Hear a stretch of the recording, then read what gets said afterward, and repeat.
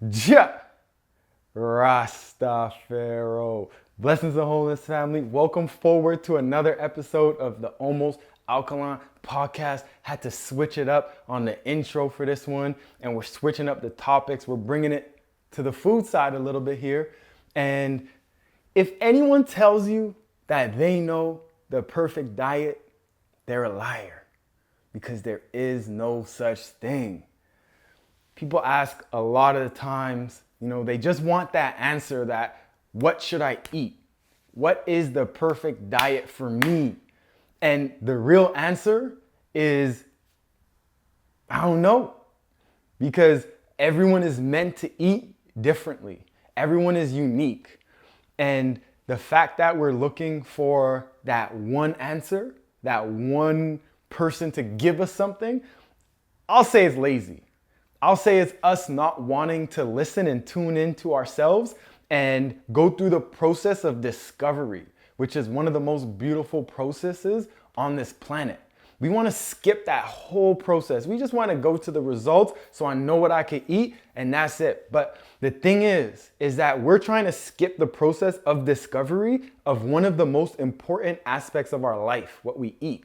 And we don't have that value in what we eat like we should. Like, we don't care about what we eat. All we want is it gives us our results. We don't honor the food. We don't bless the food. We're not grateful for the food. It's just a means to an end. I need to eat. Let me get some food. So that's our mindset. So if we have a mindset towards food like that, then we're just gonna want the answer, because I don't want to interact. I don't want to develop a relationship with this food. So just tell me, what is it? You know what I mean? Imagine like when you just meet someone and you're like, are you right for me? Are you the perfect one for me? You're trying to go right into that answer. Nah, you got to go through the experience and experiment. And you got to go through that so you know, because this is an important decision for you, right? So that is the reality of it. And when I was a personal trainer, my clients never liked that. They didn't like how I didn't have an answer. Just do this, and you're good. Sure, there is definitely some basics, some foundational elements, but I'd say for the most part, we know all of the basics. For the most part, we know, like, eat as little processed food as possible, like no white sugar, no white flour. When it comes to the processed meats, especially the meat, the eggs, the cheese, the dairy, all that stuff, things you're allergic to, like all these kind of things is simple. Make sure you drink your water. Make sure you don't eat before this time. Like, there's certain things that are just foundational elements. And then there's the stuff like for us, like, is a grape tomato good for me? It's like, I don't know. You know what I mean? So I just want to encourage us all to go on this process of discovery. And this is like, I'm talking about food right now, but just like when I'm talking about spirituality or anything with mindset, it could always be related to all other topics.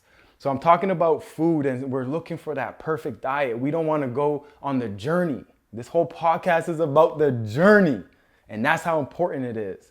So when it's coming to our food, we got to experiment. We got to eat some food. How does that make us feel? Eat this. How does that make us feel? Eat at this time of the day. How does that make me feel? And it's same with life, same with anything that we want to do. Like, if we want to start, when we start a business, a lot of us, we won't get started because we don't know if it's going to be successful or not. It's like, I don't know if it's going to work, so I don't know if I should start. It's like, what? That's the whole point of starting the business, is to see if it's going to work. And that's the same thing with the food. We go on this journey to see what's best for us, because once we figure out what's best for us, then that's going to take us to a whole nother level. But if we just I'm just coming up with these analogies as we go, but if we're just going to take what someone tells us is the perfect diet for us, that's like we're employees. And we have a limit to our greatness. We have a limit of how much we could earn, because we're just an employee. We're just taking, okay, if you say so. But if we become an entrepreneur and we start that process, there's going to be more risks, there's going to be more challenges, but your upside is higher. Because if you start with, okay, this is the list for me to eat off of, or this is what I'm going to eat, then I'm going to try this. Oh, you may just level up a little bit. You may try this other food, and then, I'm actually allergic, or it makes me sick. Then you try this other food. Ooh, took me to another level. My energy's at a whole nother level, or I can rest better.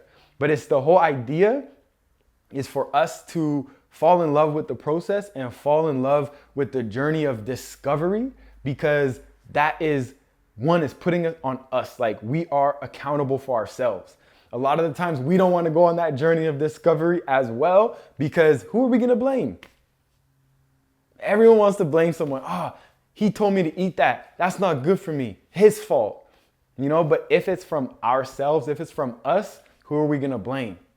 Right? So we take accountability, we take ownership, and we are highly unique beings. Like, our uniqueness is our greatness. And within that uniqueness is a unique way of talking, a unique way of eating, a whole unique makeup, a genetic makeup. So we got to go on that process of discovery, and that's going to be our greatness. So when it comes to what is the perfect diet, I don't know. I can't help you. I could give you the basics. I could give you the foundational elements, but I'm going to ask you from there to experiment. I'm going to ask you from there to try this and see how it is. I'm going to ask you to try that and see how it is. I'm going to ask you to go to the store and see what catches your eye.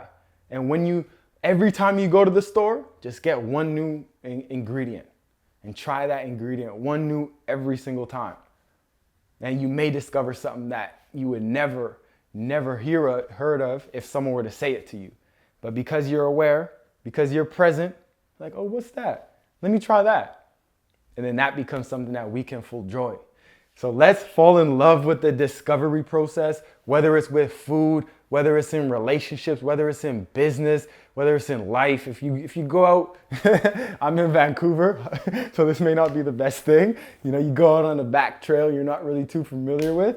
You may end up with some coyotes now, or maybe some bears. So maybe it's not the best, but if you're in a safer place, go out and discover. Go walk a new path.